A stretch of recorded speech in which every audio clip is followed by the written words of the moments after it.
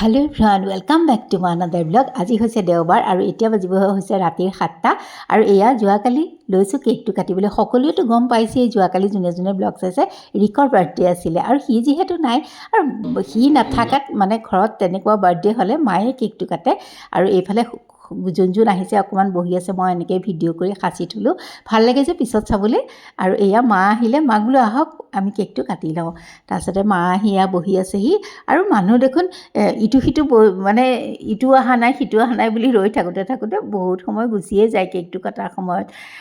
এয়া ইনা সেইফালে বহি আছে আৰু মই অকণমান টেবুলতে এনেই লাইট চাইট দুডালমান জ্বলাই দিছোঁ বোলো অকণ ভাল লাগে যদি লাগক, ভাল পজিটিভিটি আহে যদি আহক, এনেকুৱা আৰু মানে ভালেই লাগে বাৰু। বাৰ্থডে' দিনাখন খুবেই ভাল লাগে। এয়া মা আৰু কেক কটা সময়কনো অকণমান ধৰি ৰাখোঁ ৰ'ব, শুনাই দিওঁ ৰ'ব সকলোৰে কথাবিলাক অকণ অকণ।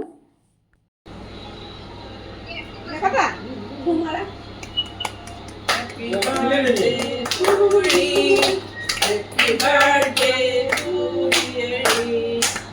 Happy birthday to you. Happy birthday to you.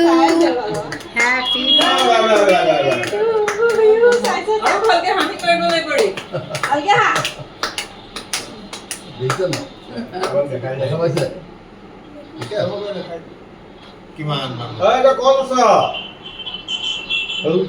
হাই খাওয়াই কে ভাল দেখা হাই বড় কষ্ট কৰিছে মায়ে কেক দিছে ও বিলেগ আৰু ইয়াক অকণমান এনেকৈ সাঁচি থ'লোঁ আৰু কেক কটাৰ পাছত ইনা আৰু জায়ে ধুনীয়াকৈ সকলোকে বিলাই দিছে আৰু বোলো তহঁতি বিলাই দে আৰু মই অকণমান ভাতত লাগোঁগৈ, কাৰণ আবেলিতে বনাইছিলোঁ যিহেতু অকণ ঠাণ্ডাও হৈ যায়গৈ। গতিকে যি য'ত হটকেছতে থৈছোঁ আৰু নোথোৱাবিলাক গৰমাই পেলাই এনেকৈ ঠিক কৰি লৈছোঁ। বিশেষ একো নাই, পোলাও আছিল, ভাত আছিল, দেখাইছোঁৱেই মই কি কি আছিল, চিকেন, বুটৰ দালি, পনীৰ, ভাজি এখন, এনেকুৱাই। আৰু পটল পস্তও কৰিম বুলি মই ৰেডি কৰি ৰাখিছিলোঁ কিন্তু সময় নহ'লগৈ, কাৰণ আগবেলা যিহেতু পূজা আছিলে ঘৰত, সেইখিনি কামতো বহুত সময় গুচি যায় আৰু জেণ্টছ পাৰ্টিয়ে খাই থাকোঁতে ইয়াৰ লেডিজ পাৰ্টি বহি পূৰা কথা পতাত ব্যস্ত। অকণমান থৈ দিছোঁ ধৰি। ভাল লাগে যে এনেকৈ সকলোবোৰ গোট খালে, একো অন্য মানুহ নায়েই ঘৰৰ, সদায় যিখিনি মানুহ মাতোঁ সেইখিনি মানুহেই। আৰু এয়া অকণ এনেকৈ সাঁচি থ'লোঁ আৰু এয়া আমি ভাত খোৱা পৰ্বত পাহৰিয়ে গৈছিলোঁ ভিডিঅ' কৰিবলৈ। একে লাষ্টৰ ফাললৈ এয়া কাঁহী শেষেই হৈছে, দেখিছেই নহয়, সকলোবোৰ খাই মেলি শেষেই হৈ গৈছেগৈ। অকণমান এনেকৈয়ে ধৰি থৈ দিলোঁ বাৰ্থডে বুলি। আৰু দেওবাৰৰ ব্লগটো মই লৈ আহিমহে কাইলৈ।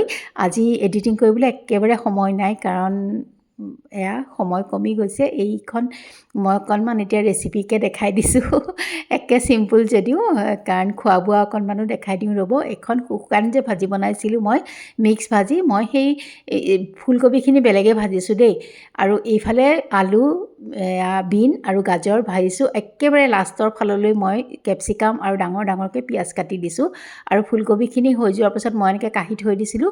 পিছত আকৌ দুইটা বস্তু একেলগে মিক্স কৰি দিছোঁ। কেতিয়াবা কি হয়, নহ'লে ইয়াৰ লগতে দিলে ফুলকবিটো ভাঙি যায়, তেতিয়া খাবলৈ আকৌ বেয়া লাগে। ফুলকবিটো ডখৰ হৈ থাকিলে ভাল লাগে।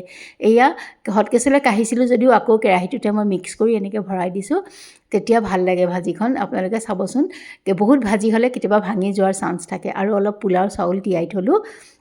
এইখিনি তিয়াই থৈ পেলাই মই মাংসত লাগিছোঁ। চাউলখিনি তেতিয়া মানে এয়া কেৰাহীতে মই অলপ এয়া কৰিছোঁ, কেৰামেল কৰি লৈছোঁ চেনি আৰু পিঁয়াজ, বিলাহীৰ যিটো পেষ্ট বনাইছিলোঁ সেইখিনি কেৰামেল হওঁতে তাতে দি দিছোঁ আৰু অলপ ভজা যোৱাত দি দিছোঁ আদা নহৰুখিনি। একদম চিম্পুল আৰু সহজতে হৈ যায়। জিৰা, ধনিয়া, জালুক সেইখিনি পিচি পেলাই দি দিছোঁ আৰু তাৰপাছতে হালধি, অকণমান ৰেড চিলি ঘুটি পেলাই দি দিছোঁ। আৰু পাছত মই ধুনীয়াকৈ চিকেনখিনি মেৰিনেট কৰি থৈছিলোঁ অকণমান সময়, একো নাই, তেল আৰু নিমখ হালধিৰেই মেৰিনেট কৰিছিলোঁ। তাৰপিছতে খুব ল' ফ্লেমত ভাজি দেখিছে নহয় কালাৰটো, মই এয়া নমাই থৈছোঁ। কিন্তু গোটেইখিনি মই ভিডিঅ' কৰিব নোৱাৰিলোঁ, কিবা কামত গুচি গ'লোঁ, সিমানখিনিয়ে ভিডিঅ' আছিল। তাৰপাছত মই পোলাওৰ কাৰণে লৈছোঁ বনাবলৈ। জায়ে মোক এয়া চালাড কাটি দিছে আৰু সেইফালে মালা আৰু ইনাই কথা পাতি আছে, অকণমান ধৰি থ'লোঁ। এইফালে বুটৰ দালি সেইটো, আৰু এয়া হৈছে পনীৰ ৰাতিৰ ভাতৰ কাৰণে। আৰু পনীৰটো একেলগে বনাইছোঁ দেই, দিনতেই বনাইছোঁ, দুভাগ কৰি থৈ দিছোঁ। আৰু এইখন মিক্স ফ্ৰাইখন, আৰু তাৰপাছতে এয়া পোলাও খুলি দেখাই দিছোঁ ৰ'ব। সেইখিনি পোলাও ৰেচিপি আৰু দেখুওৱা নাই, কিনো বনালোঁ। অকণমান পাকঘৰত আহি এওঁ বুজ লৈ গ'ল দেই, আৰু তেন্তে আজিলৈ আহোঁ।